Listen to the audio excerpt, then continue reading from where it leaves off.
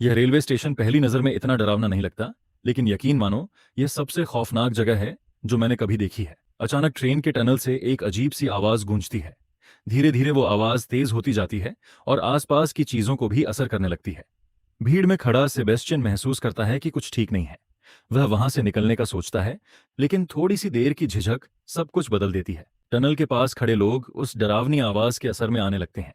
उनकी आंखों का रंग बदल जाता है, जैसे किसी ने उन पर काबू पा लिया हो। वे अचानक ट्रेन की पटरी की तरफ खुद को फेंकने लगते हैं। जैसे ही ट्रेन पास आती है, वे उसकी तरफ खींचते चले जाते हैं। इस अफरा तफरी में सेबेस्टियन भी लगभग पटरी पर गिर जाता है, लेकिन किसी तरह अपना संतुलन बना लेता है और बाल बाल बच जाता है। कुछ ही देर बाद उसकी पत्नी का फोन आता है।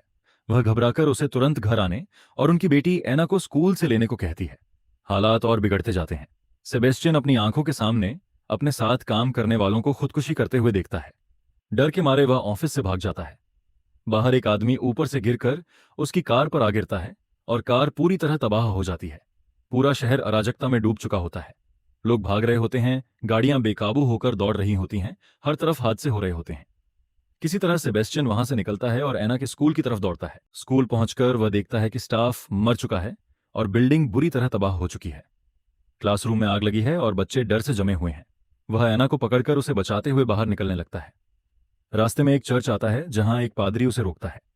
वह कहता है कि जो हो रहा है वह कोई सजा नहीं बल्कि एक चमत्कार है। लेकिन सेबेस्टियन को किसी चमत्कार में दिलचस्पी नहीं होती। वह सिर्फ अपने परिवार को बचाना चाहता है और बिना कुछ कहे आगे बढ़ जाता है। बाहर आखिरकार उसे अपनी पत्नी दिखाई देती है, लेकिन जैसे ही वे मिलते हैं, अचानक एक तेज रफ्तार कार आकर उसे टक्कर मार देती है और उसकी वहीं मौत हो जाती है। 9 महीने बाद सेबेस्टियन और उसकी बेटी एना एक खाली पड़े स्केटबोर्डिंग स्टेडियम में वक्त बिता रहे होते हैं। अचानक एक आवाज सुनाई देती है और वे भागने लगते हैं। तभी कुछ अंधे लुटेरे उन पर हमला कर देते हैं और उनका सारा खाना छीन लेते हैं। सेबेस्टियन लड़ने की कोशिश करता है, लेकिन एना उसे रोक देती है।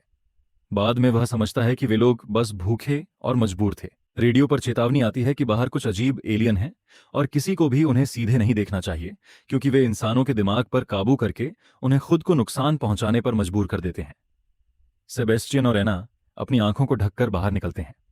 वह कुछ अजनबियों के पास जाता है जिन्होंने भी अपनी आंखें ढकी हुई होती हैं, और उनसे खाने के लिए पूछता है। पहले वे हिचकिचाते हैं, लेकिन सेबेस्टियन कहता है कि वह इंजीनियर है और उसे एक जनरेटर की लोकेशन पता है जिससे बिजली मिल सकती है। तभी एलियंस की मौजूदगी करीब आने लगती है और वे लोग उसे अपने साथ ले जाते हैं। वे उसे एक छुपे हुए ठिकाने पर ले जाते हैं जहां कई लोग बचे हुए हैं। वहां एक आदमी मार्शियल उसकी चोट देखकर उसे लिलियाना नाम की डॉक्टर के पास भेजता है। वह उसका इलाज करती है और पूछती है क्या हुआ। सेबेस्टियन झूठ बोलता है कि उसका झगड़ा हो गया था। बाद में वह उसे खाना देती है और सभी लोग आग के पास बैठते हैं। एक अंधा आदमी अपनी कहानी सुनाता है कि कैसे एलियंस से बचने के लिए उसने खुद को अंधा कर लिया। वह बताता है कि एलियंस अपने शिकार के माथे पर एक अजीब आंख का निशान छोड़ते हैं। रात में जब सब लोग बस में सो रहे होते हैं, सेबेस्टियन अचानक बस स्टार्ट कर देता है। लिलियाना पूछती है कि वह क्या कर रहा है, लेकिन वह ठंडे अंदाज में कहता है कि सब ठीक हो जाएगा और बस तेज चला देता है। बाकी लोग उसे रोकने की कोशिश करते हैं, लेकिन वह नहीं रुकता और सब कुछ तबाह करता हुआ आगे बढ़ता है। आखिरकार बस पलट जाती है और सब लोग घायल हो जाते हैं। तभी एलियंस वहां पहुंच जाते हैं।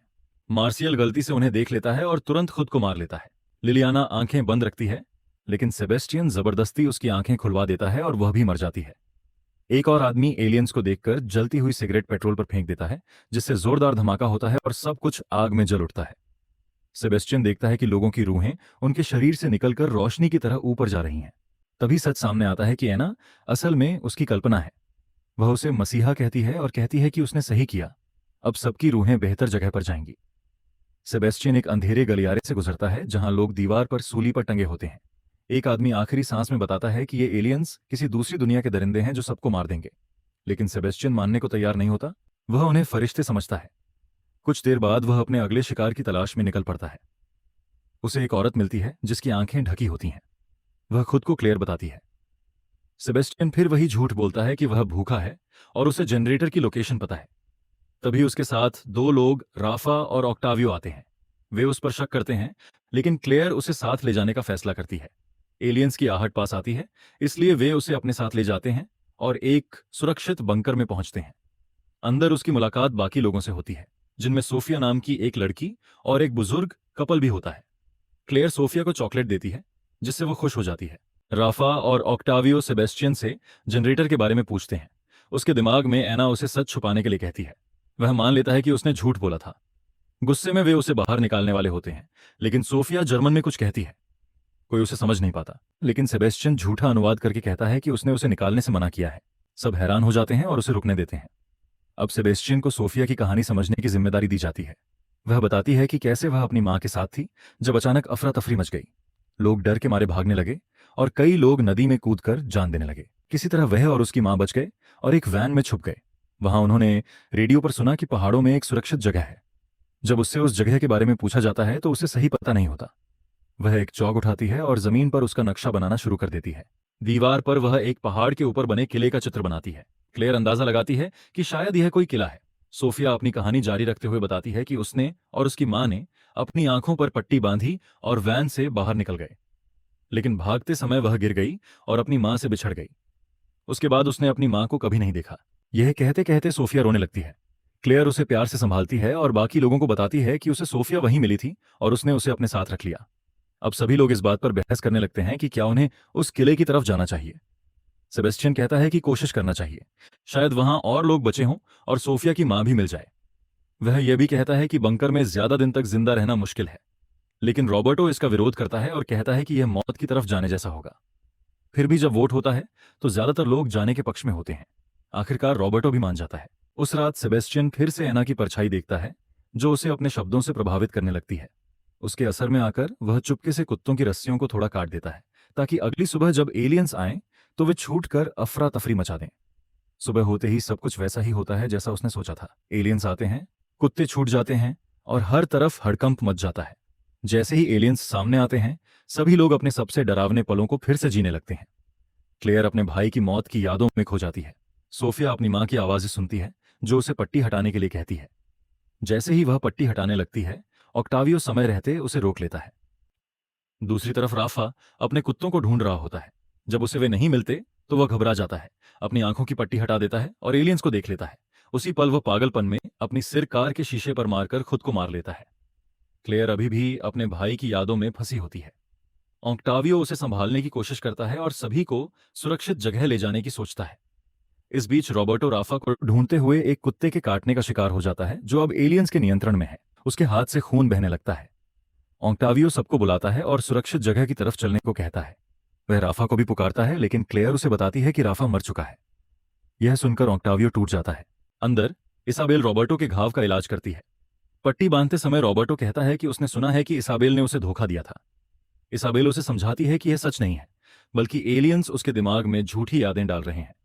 बाद में ऑक्टावियो बताता है कि शायद ये एलियंस किसी अलग दुनिया से आए हैं, जो लोगों के डर के अनुसार अपना रूप बदलते हैं और उसी डर का इस्तेमाल करके उन्हें काबू करते हैं।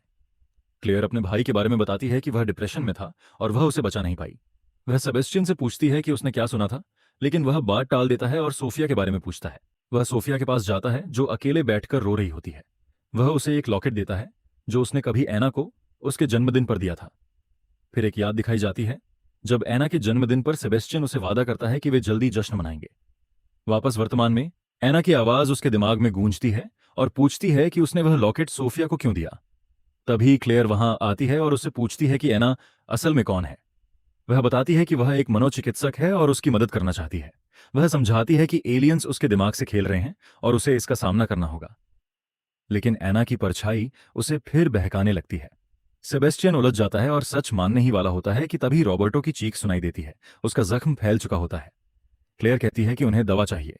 वह सेबेस्टियन और ऑक्टावियो आंखों पर पट्टी बांधकर दवाइयों की तलाश में निकलते हैं। क्लेयर बाथरूम में जाती है, जबकि सेबेस्टियन और ऑक्टावियो दूसरे कमरे में जाते हैं। ऑक्टावियो को दवा नहीं मिलती, लेकिन खाना मिल जाता है। उधर एना फिर से सेबेस्टियन के दिमाग में बोलने लगती है। ध्यान भटकने पर वह कहता है कि सब ठीक है, लेकिन जब ऑक्टावियो कमरे में आता है तो उसे एक खिड़की खुली मिलती है। वह पट्टी हटाकर देखता है और एलियंस के काबू में आ जाता है। वह चाकू उठाकर खुद को मार देता है। सेबेस्टियन यह देखकर हिल जाता है, लेकिन इस बार उसे कोई रूह ऊपर जाती नहीं दिखती। उसे पछतावा होता है। क्लेयर वहां आती है और उसे लेकर वापस चली जाती है। एना की आवाज उसे फिर उकसाती है, लेकिन वह कुछ नहीं करता। वापस आकर वे इसाबेल और रॉबर्टो से मिलते हैं। क्लेयर बताती है कि ऑक्टावियो मर चुका है। अब सेबेस्टियन अपराध बोध में डूब जाता है। बाद में एना उससे पूछती है कि उसने क्लेयर को क्यों नहीं मारा। सेबेस्टियन कहता है कि उसने ऑक्टावियो की रूह नहीं देखी, शायद वह गलत है। वह टूटकर कहता है कि शायद वह कोई मसीहा नहीं, बल्कि एक भेड़िया है। बाद में जब वे बाहर जाते हैं तो उनका सामना उन लोगों से होता है जो एलियंस के काबू में है। उनका नेता वही पादरी होता है जिससे सेबेस्टियन पहले मिला था। इस अफरा तफरी में रॉबर्टो और इजाबेल अलग हो जाते हैं। वे समझ जाते हैं कि अब बचना मुश्किल है। दोनों एक दूसरे को आखिरी बार देखते हैं, अपनी पट्टियां हटाते हैं और मौत को स्वीकार कर लेते हैं। इधर क्लेयर को सेबेस्टियन के चश्मे मिलते हैं जिनसे वह देख सकता है। सच सामने आ जाता है कि सेबेस्टियन झूठ बोल रहा था। वह एलियंस के साथ है और शायद कई मौतों का जिम्मेदार भी है। वह सोफिया का हाथ पकड़कर उससे दूर जाने लगती है, लेकिन सेबेस्टियन के दिमाग में एना की आवाज गूंजती रहती है जो कहती है कि अब बस 2 और लोगों की मौत बाकी है। क्लेयर सोफिया को लेकर बंकर की छत पर पहुंचती है और उसे कहती है कि किसी भी हालत में पट्टी ना हटाए, लेकिन सेबेस्टियन उनका पीछा करते हुए वहां पहुंच जाता है। क्लेयर दूरी बनाए रखने की कोशिश करते हुए आंखों पर पट्टी होने की वजह से संतुलन खो बैठती है, छत से गिरकर सीढ़ियों से नीचे लुढ़क जाती है और बेहोश हो जाती है। अब सोफिया अकेली सेबेस्टियन के सामने खड़ी है। एना की आवाज उसे उकसाती है कि वह लड़की की पट्टी हटा दे। वह हाथ बढ़ाता है, लगभग मान भी जाता है, लेकिन अचानक उसके अंदर कुछ टूट जाता है। वह ऐसा नहीं कर पाता। वह सोफिया को नुकसान नहीं पहुंचाना चाहता। इसके बजाय वह उसे गले लगा लेता है। उसी पल उसके अंदर कुछ बदल जाता है। बहुत समय बाद उसे फिर से इंसान होने का एहसास होता है। एक फ्लैशबैक सामने आता है। 7 महीने पहले एना के जन्मदिन पर सेबेस्टियन अपनी बेटी के साथ जश्न मना रहा होता है, लेकिन यह खुशी ज्यादा देर नहीं टिकती। वही पादरी उनके घर में घुस आता है। वह एना और सेबेस्टियन को छत पर ले जाता है। वहां वह एना के माथे पर आंख का निशान बनाता है और उसे जबरदस्ती आंखें खोलने पर मजबूर करता है। एना एलियंस के काबू में आ जाती है और खुद को नीचे फेंक देती है। सेबेस्टियन पूरी तरह टूट जाता है। वह गुस्से में पादरी को देखता है, लेकिन तभी उसकी नजर एलियंस से मिल जाती है और बस वही काफी होता है। वे उसके दिमाग पर काबू कर लेते हैं। एना की परछाई उसके पास आती है, उसका हाथ पकड़कर कहती है कि अब वे फिर से मिलेंगे। वर्तमान में वापस आकर सेबेस्टियन क्लेयर और सोफिया के पास लौटता है। वह पछतावा जताने की कोशिश करता है। क्लेयर उस पर भरोसा नहीं करती और उससे दूर रहती है, लेकिन सेबेस्टियन कहता है कि उसे धोखा दिया गया था। वह सच में मानता था कि उसे चुना गया है, लेकिन अब उसे समझ आ गया है कि सब झूठ था। वह बस अब उनकी मदद करना चाहता है, बाकी लोगों की तरह नहीं। वह एलियंस को देख सकता है और फिर भी जिंदा रह सकता है। यही उसकी आखिरी ताकत है। उधर सीयर्स उनका पीछा करने लगते हैं। सेबेस्टियन तुरंत क्लेयर और सोफिया को वहां से निकालता है। तभी एक सीयर उस पर हमला करता है और उसकी आंखें फोड़ने की कोशिश करता है, लेकिन सेबेस्टियन पूरी ताकत से उसे धक्का देता है। वह गिरकर मर जाता है। बिना समय गंवाए सेबेस्टियन दोनों को कार में बैठाकर पहाड़ के किले की तरफ निकल पड़ता है। रास्ते में उसे बार बार एना की परछाई दिखाई देती है जो उसे वापस मुड़ने के लिए कहती है, लेकिन वह नहीं रुकता। आखिरकार वे केबल लिफ्ट टावर तक पहुंचते हैं, जो किले तक जाने का आखिरी रास्ता है जहां सेना ने सुरक्षित जगह बनाई है। सेबेस्टियन कार को गेट के पास रोकता है ताकि दुश्मन आसानी से पीछे ना आ सकें। वह क्लेयर और सोफिया को बाहर निकालता है और फिर कार में आग लगा देता है। अब यही लिफ्ट उनका आखिरी सहारा है। जब क्लेयर और सोफिया चढ़ने लगती हैं, सेबेस्टियन कहता है कि अब उन्हें अलग होना होगा। क्लेयर उसे साथ चलने के लिए कहती है, लेकिन वह मना कर देता है। वह पीछे रहकर दुश्मनों को रोकेगा। क्लेयर मजबूरी में अलविदा कहती है और सोफिया के साथ ऊपर जाने लगती है। चढ़ते वक्त सोफिया का पैर फिसल जाता है और वह गिरने लगती है, लेकिन क्लेयर समय पर उसका हाथ पकड़ लेती है। समझते हुए कि ऐसे नहीं बच पाएंगे, क्लेयर अपनी पट्टी हटा देती है, जानती हुई कि यह कितना खतरनाक है। उधर पादरी अपने लोगों के साथ पहुंच जाता है। जैसे ही वे कार के पास आते हैं, कार जोरदार धमाके के साथ फट जाती है और उनका रास्ता रुक जाता है। गुस्से में पादरी सेबेस्टियन से कहता है कि उसे एलियंस ने एक बड़े मकसद के लिए चुना है, लेकिन सेबेस्टियन साफ मना कर देता है। वह कहता है कि वह उनका गुलाम नहीं है और कभी नहीं बनेगा। हाथ में लोहे की रॉड पकड़कर वह लड़ने के लिए तैयार हो जाता है। इधर क्लेयर ऊपर पहुंचकर लिफ्ट चालू करने की कोशिश करती है, लेकिन बिजली नहीं होती। तभी उसकी नजर पास की एक बड़ी घंटी पर पड़ती है। वह उसे जोर जोर से बजाने लगती है। आवाज सुनकर एलियंस पास आने लगते हैं और उनकी ऊर्जा से लिफ्ट चालू हो जाती है। उधर सेबेस्टियन का दिमाग फिर से एलियंस के असर में आने लगता है। उसे भ्रम होता है कि पादरी उन्हें बचाने आया है। वह आग में एना की परछाई देखता है, जैसे वह जल रही हो। यह दृश्य उसे तोड़ देता है, लेकिन वह खुद को संभालता है। इधर एलियंस क्लेयर और सोफिया को काबू करने की कोशिश करते हैं। क्लेयर फिर अपने भाई की आवाज सुनने लगती है, लेकिन वह हिम्मत नहीं हारती। सेबेस्टियन खुद को समझाता है कि यह एना नहीं है और पूरी ताकत से पादरी पर हमला करता है। उधर क्लेयर समय गिनती है।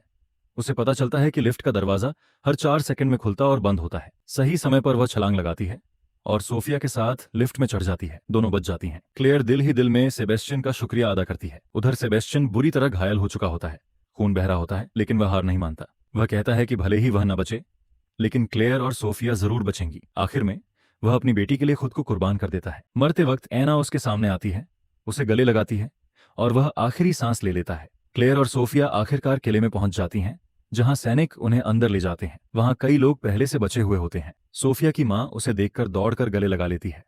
दोनों का मिलन बहुत भावुक होता है। बाद में क्लेयर की जांच होती है। डॉक्टर उसकी आंखों की जांच करता है और बताता है कि अगर कोई एलियंस के असर में आकर भी जिंदा रहता है तो उसके डीएनए में बदलाव हो जाता है और वह सीयर बन जाता है। क्लेयर को समझ आता है कि सेबेस्टियन के साथ भी यही हुआ था। अपनी बेटी की मौत के सदमे में उसका डीएनए बदल गया था, इसलिए वह एलियंस को देख सकता था। डॉक्टर कहता है कि अगर क्लेयर भी ऐसी बनी है तो उसके खून से वैक्सीन बनाई जा सकती है। उधर लैब में वैज्ञानिक एक सीयर के खून से वैक्सीन बनाने की कोशिश कर रहे होते हैं।